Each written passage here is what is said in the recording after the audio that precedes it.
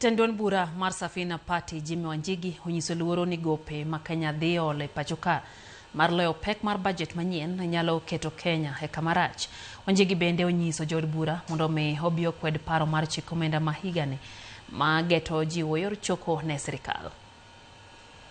In the budget statement last week, CS Bandi said that they are going to borrow 1.03 trillion in the domestic market this coming financial year. When you go to page 24, you will find there is no net domestic borrowing number.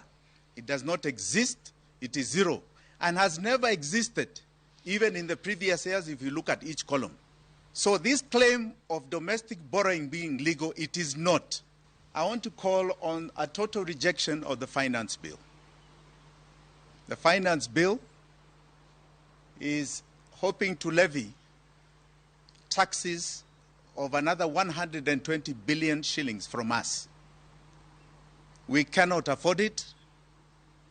This is money that is not going to help us.